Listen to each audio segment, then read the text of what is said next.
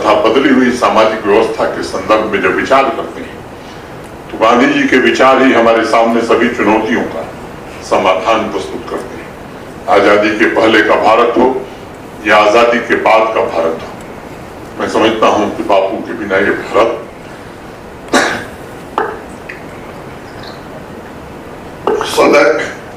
सदैव अधूरा रहेगा।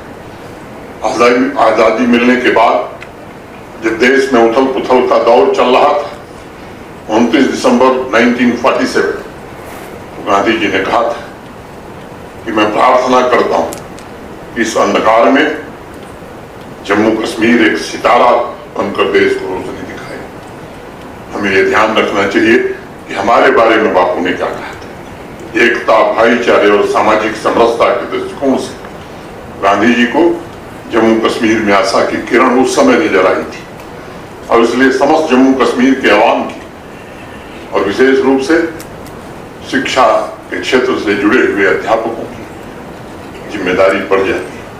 बापू के आदर्शों को लोगों तक पहुंचाने और इस सामाजिक ताने बाने को सुरक्षित रखने में हम भी अपनी भूमिका का निर्वहन करें, ये हमारी जिम्मेदारी है।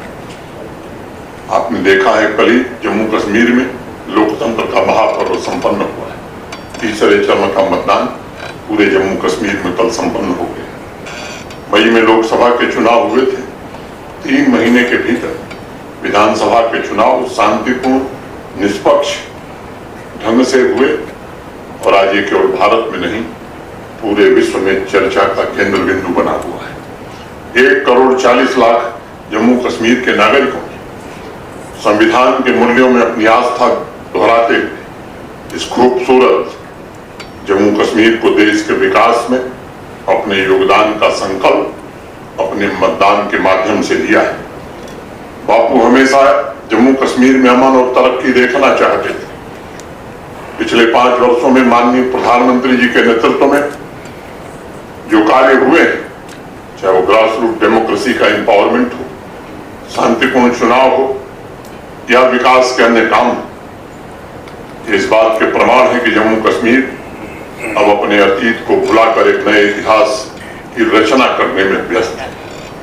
युवा पीढ़ी ने भी इस बात को बखूबी समझा और इसलिए आज उनके हाथों में बंदूक और पत्थर जैसे विध्वंस के औजार नहीं, बल्कि सृजन के और संकल्प के सपने उनकी आंखों में दिखाई पड़ते हैं। अभी लोकसभा और विधानसभा चुनाव के दौरान पूरी दुनिया ने देखा कि रात 12 बजे तक बेखौफ होकर विभिन्न राजनीतिक दलों या इंडिपेंडेंट कैंडिडेट प्रचार कार्यों में जुटे हुए थे। यह अपने आप में इस बात का प्रमाण है कि पिछले 4-5 वर्षों में भय मुक्त जम्मू कश्मीर की स्थापना करने में बड़ी सफलता मिली है।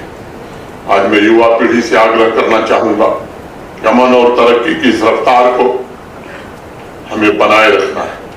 निष्काम सेवा में अपने आप को समर्पित करना है। नई पीढ़ी को ही आज ये समझने की आवश्यकता ज्यादा है कि आपके संकल्प, आपके लक्ष्य को पूरा करने के लिए केवल आवश्यक नहीं है, उसके साधन भी पवित्र होने चाहिए। अगर साधन हमारा ठीक नहीं होगा, संकल्प जितना भी अच्छा हो, हम संकल्प प्राप्त नहीं कर सकते। आपके सभी कर्मों में भेदभाव रहित समाज की परिकल्पना होनी चाहिए। माननीय प्रधानमंत्री जी के नेतृत्व में भारत सरकार ने जो बात बार बार कही है, सबका साथ, सबका विकास, सबका विश्वास और सबका प्रयास, ये मूल मंत्र और इसके आधार पर हम सब काम करें।